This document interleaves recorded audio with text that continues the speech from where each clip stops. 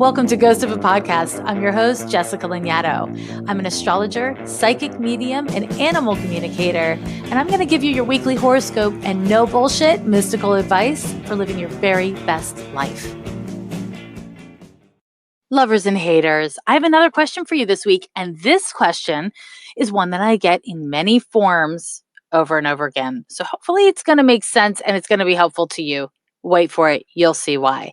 This question is from V, and V says, what does it mean when a house or quadrant is empty? I have an empty first quadrant and always interpreted empties as an area where I carry no particular burden, except I'm very much weighted down by and often struggle with the themes I am, I possess, and I think. Any assistance with understanding this area of my chart would be highly appreciated. Thank you. And V was born May 12th, 1990, 11:05 a.m. in the Bronx. And I love this question. Great question. I will tell you all about it. But let me just start off with this. If you're new to astrology, if you ever see a birth chart, it's a circle. What it really is a view of the sky. It is. But we're going to metaphorically say it is this really large round stage upon which your nature plays out. And each house means particular things. And what V is referring to is, as an example, the first house is associated with identity. I am.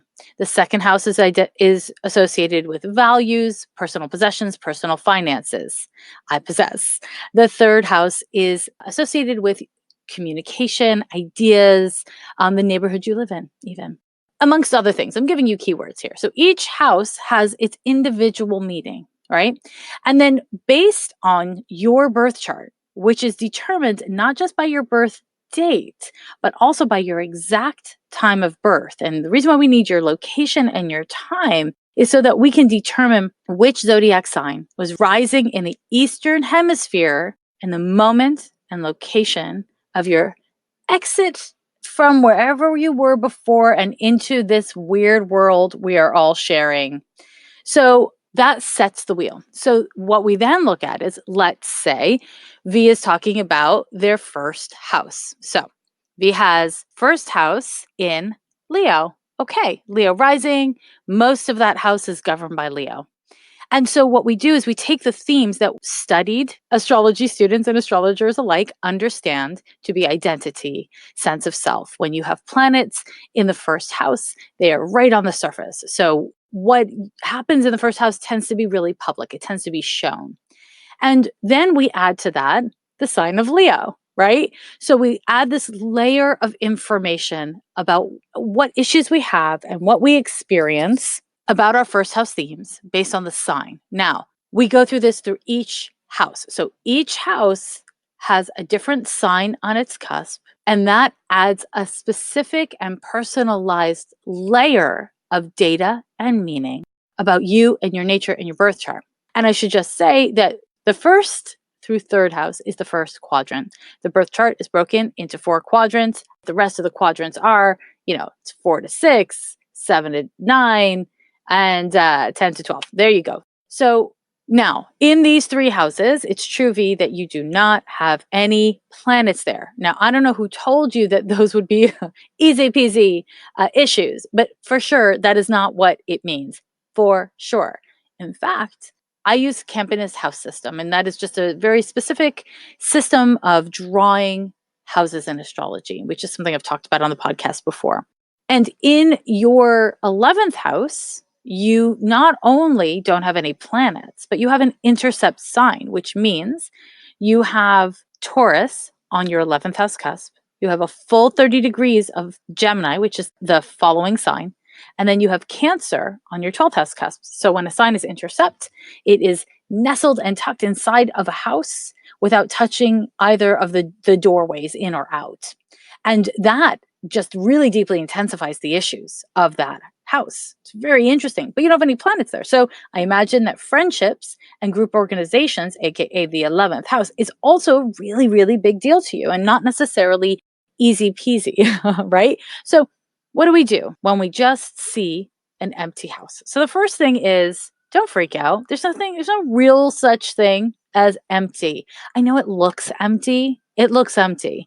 But the truth of the matter is, if there is a sign on a house cusp, and if there is either 30 degrees of that sign in that house, or maybe there's a little bit of a different sign. Usually there's at least 2 signs in a particular house.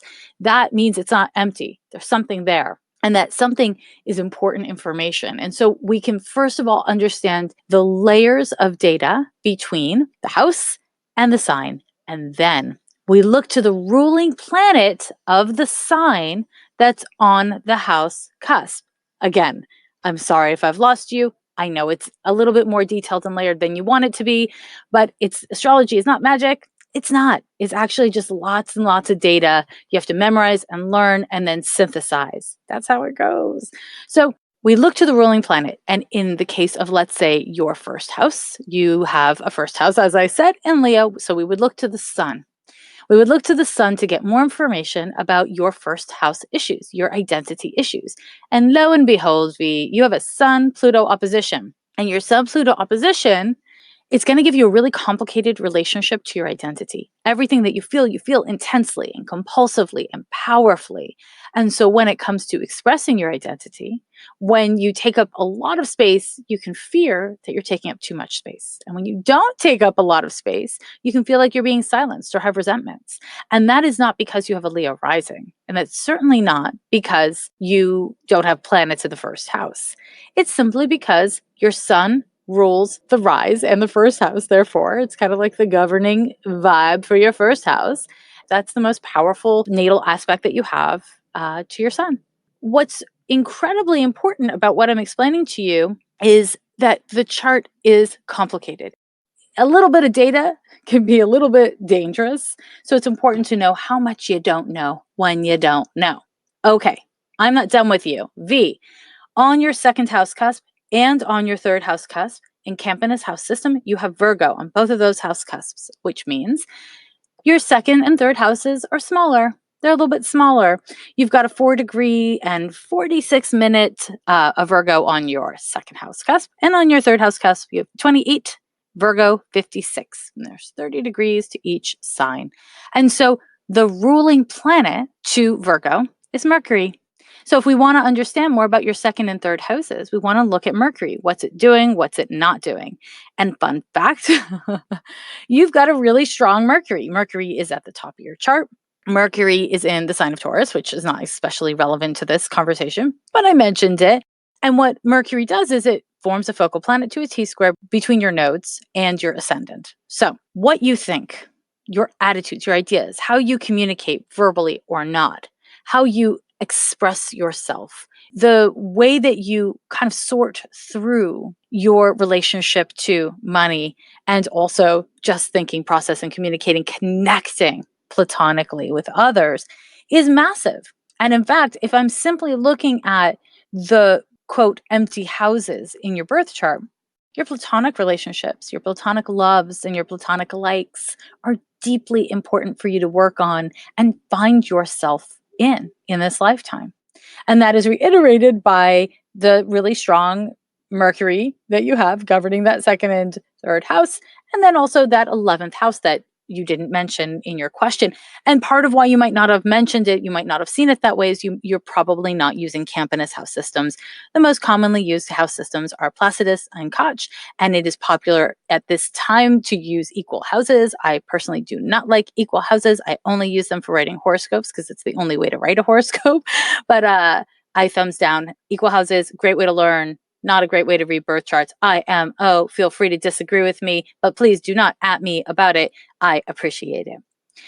Anyhow, so one last thing. The idea of empty, the idea of emptiness is so interesting to me. And it's not really what you're asking me about. You asked me a technical question about astrology that I, quite frankly, get asked frequently. But the idea of emptiness, it scares people. You know, this idea of being empty in a part of your life, nothing happening. But what the birth chart is a snapshot of the sky at the moment and location of your birth. And the way to think of it is like the hard drive of your personal computer. But we are constantly adding software, malware.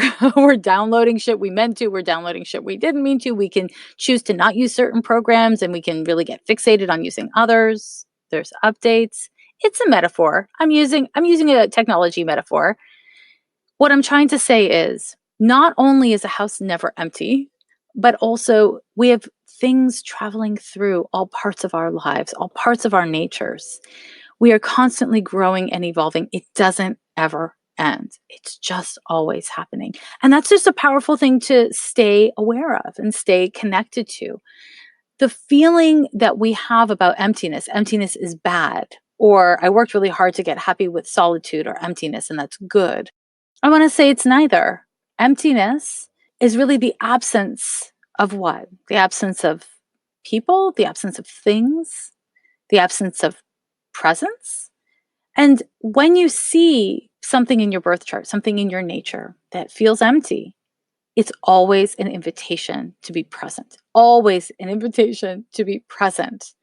Because if you can be present with the parts of yourself that you are not super actualized around, or you don't feel supported around, then you are not reiterating a trauma, which is feeling bereft, alone, not capable.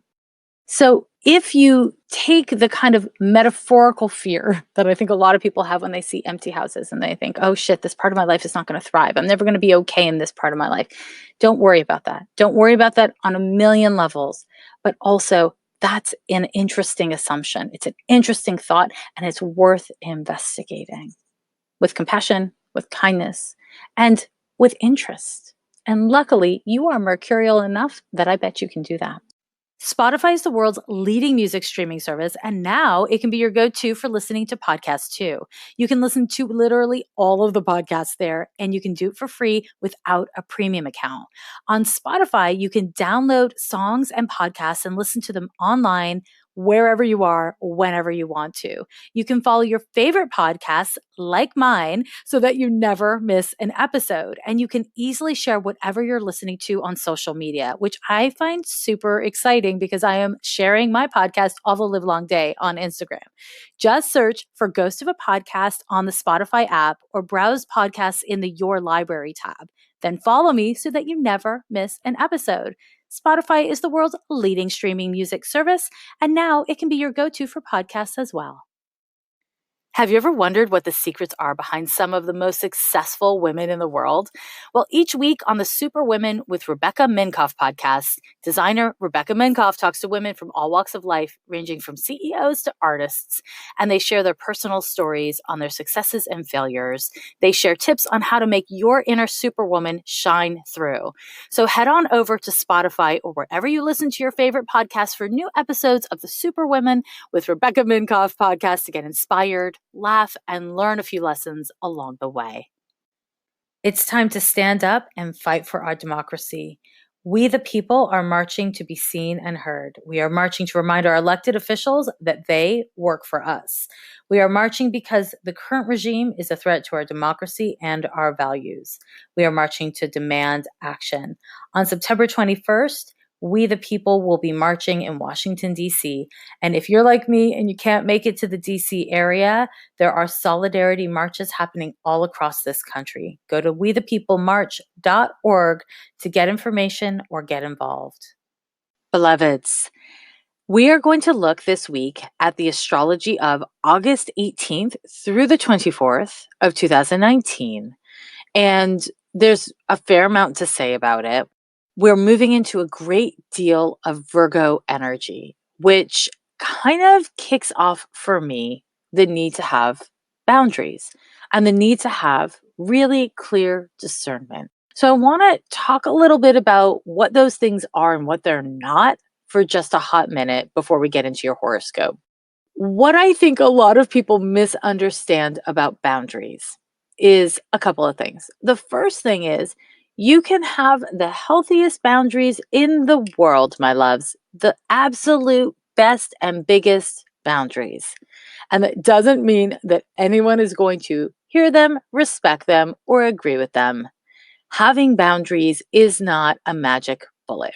Having boundaries is knowing yourself well enough to know what you can participate in, hold, do, whatever, in a healthy way, and striving to embody that truth and to embody it on all the levels, which means Maintaining physical behaviors around that boundary. So, like, let's say I'm overwhelmed by the news means I'm not going to read the news first thing in the morning. I'm only going to read it, from 7 till 8 p.m. I'm allowed to look at the news. That's like a physical boundary. But then the mental boundary needs to exist as well. So that might mean when your friends start talking to you about the news, saying, "Oh, actually, I have like these hours that I'm doing it in. I can't really have that conversation right now." Or having the emotional boundary where you don't allow yourself to obsessively replay and revisit your feelings about the news, but instead breathing into it and being like, okay, I've set aside this space, I've set aside this time, and I'm going to give myself permission to really be present at that time. And now I just want to be present for my feelings instead of the content of news. Having a boundary is not the same thing as having a rule. A rule is asserting an order. I was going to say barking out an order. Not everybody barks. Not everyone's like me. But, it's asserting an order or a limit or a preference. And it's doing it without a whole lot of follow up. It's kind of like do as I say, not as I do. And we have rules with ourselves, we have rules with other people. A boundary is more flexible and more based on discernment. And in order to hold and maintain a boundary, we must be able to do it first within and then without. First internally and then in our behavior, then externally. And this is a really important thing because it's very Virgonian, actually. Virgo is the sign of discernment. Virgo is the sign of being able to look at many sides of a thing to determine, or AKA discern, what is best in a situation. Now, the negative side of Virgo can very much fall into good, better, best, bad, terrible, the goddamn worst. But in its healthiest, most grounded form, this energy allows us to sift through data in a way that allows us to use that data productively so that we can grow what we want to grow and prune back or limit what needs to be limited, right? That's the magic. That's the magic of Virgo IMO. And so another thing about boundaries, it is nobody's job to maintain your boundaries but you.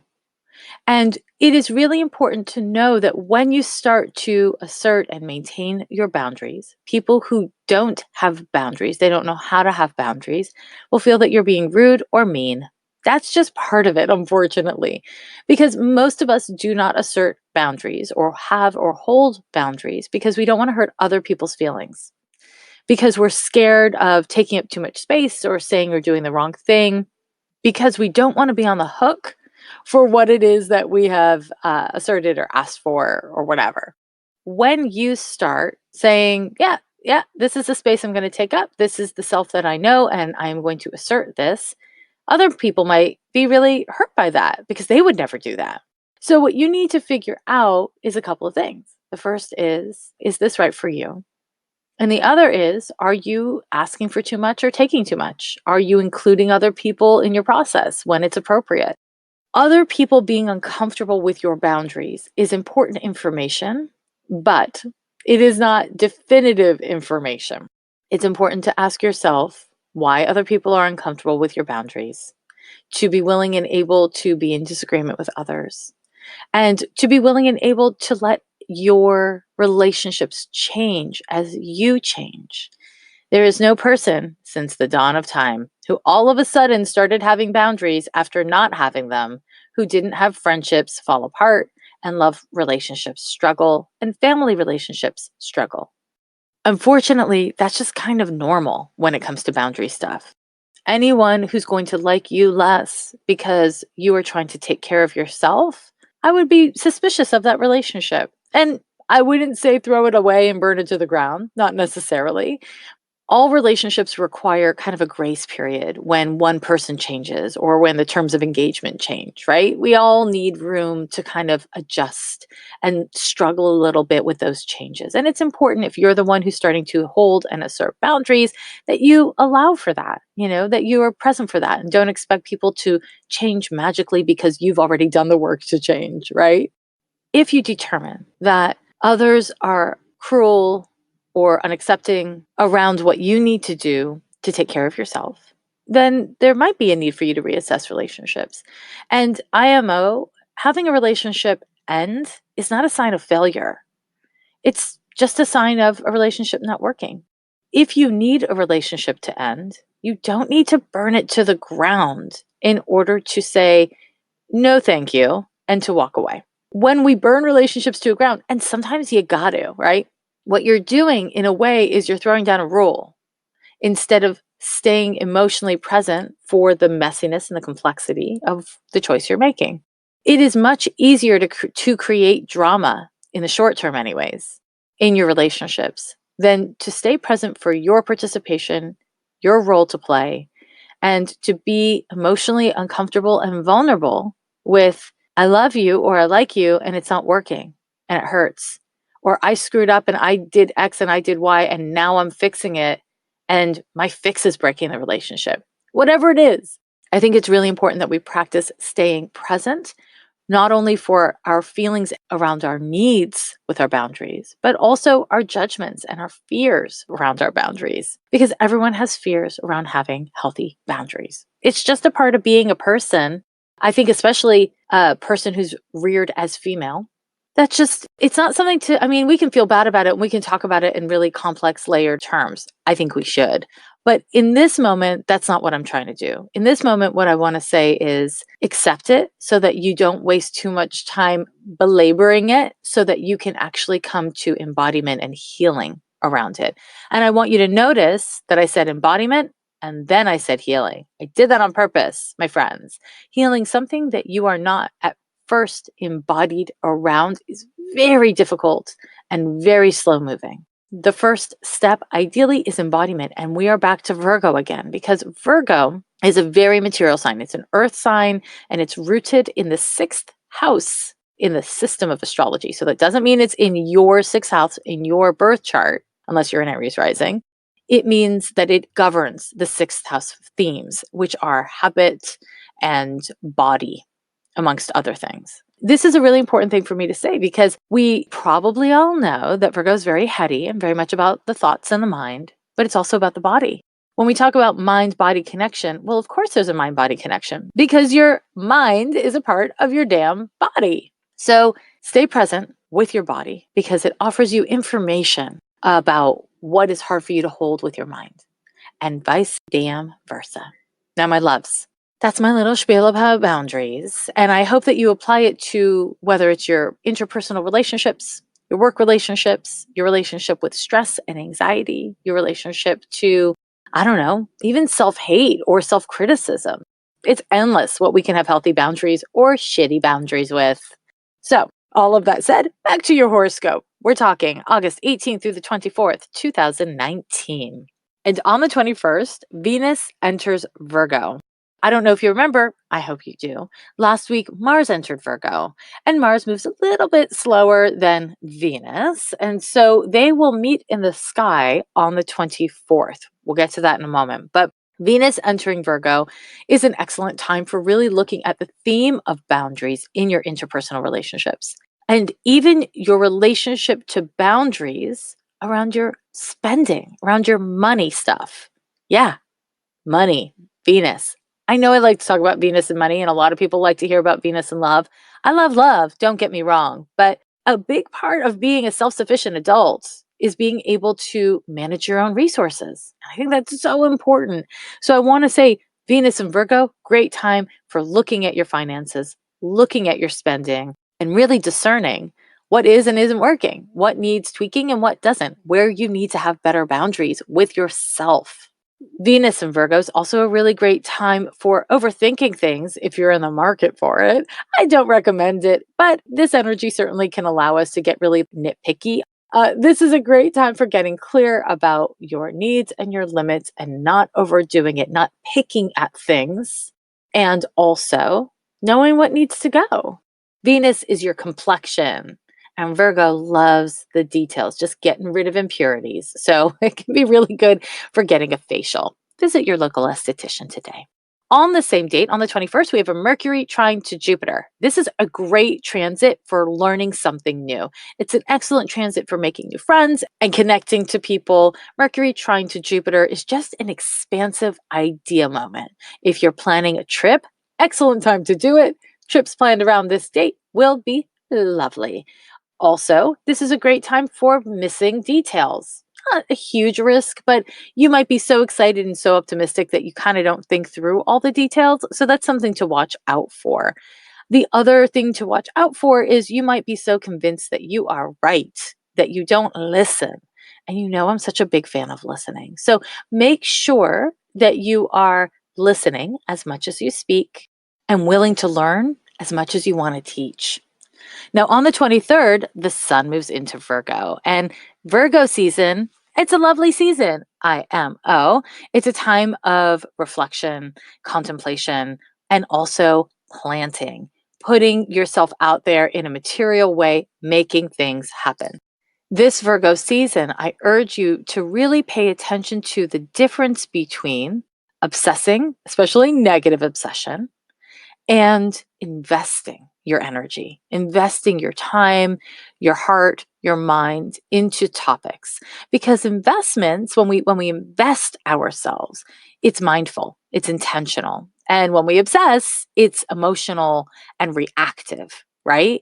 So take this Virgo season to really pay attention to that. And you might even want to like pop it in a calendar. Really allow yourself to contemplate the difference between these things because again, the more presence and embodiment we bring to any topic, the closer we are to healing it.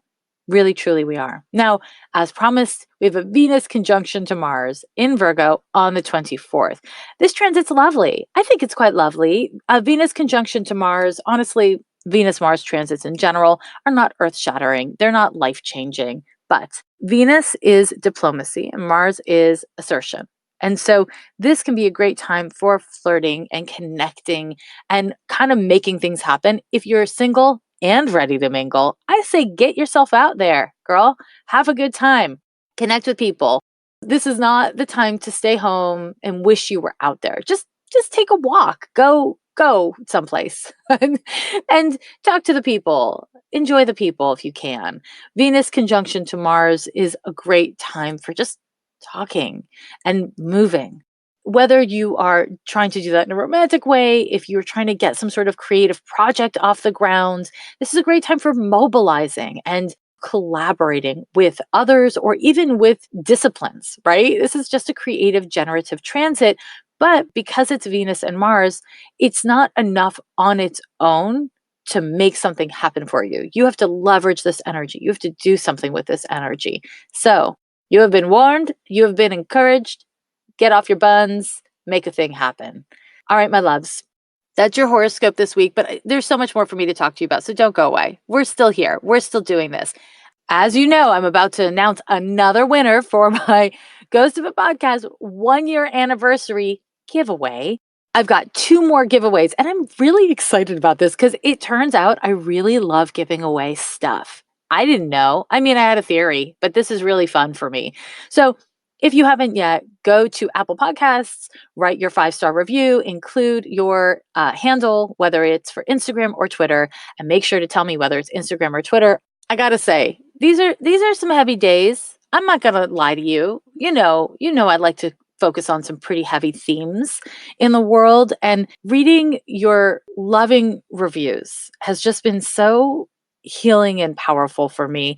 Also, it's so buoying because we are a community and we are international community of people who are deeply invested in building our emotional intelligence, building our spiritual presence, and being a part of the world in a way that is impactful and just. And it is fucking gorgeous. You gorgeous beasts, you. Keep on doing the goddamn work. I love you. I know I sound like I'm yelling at you, but it's like love yelling. I love yell you. I love you. Okay, so this week, guess who won? Oracle Owl won. If you haven't already checked your messages, do it. because I have DM'd you, and Oracle Owl says, "Greetings, Astro Nerds. I've been listening to Jessica since her guest spot on Self-Service. As an avid astrology nerd, I choose my mentors and guides with great care, and Jessica never lets me down. Her advice is empathetic and tangible, and her weekly astrology is my go-to guide for the week ahead. I deeply value her authentic voice, her depth of knowledge, her inclusivity, and her humor. I actually listen multiple times throughout the week as a guidepost for days to come. In my opinion, there is no more knowledgeable source than Ghost. Please keep the insightful content. Leslie." Thank you. I love it. Thank you, thank you, thank you. Thank you so much. Thank you to everyone else who's writing reviews and just showing up. Keep on showing up. Shit. Okay, so if you have not yet signed up for my weekly horoscope, you can subscribe on my website or on Instagram. You can follow me on social media at Jessica Lanyadoo on Twitter or Instagram. Please subscribe to the podcast wherever you listen to it. It actually makes a huge difference for little independent podcasts like mine. I'm going to give you one more tip for this very Virgo season we're moving into.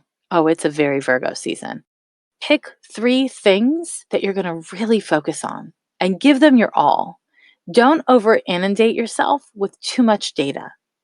This strategy is not only impactful and effective on a tangible level, but my loves, it's also emotionally kind to yourself and the people around you.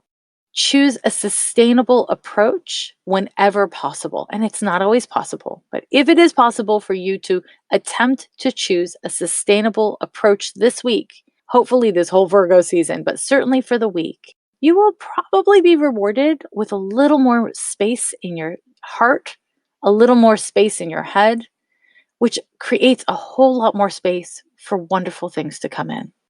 Every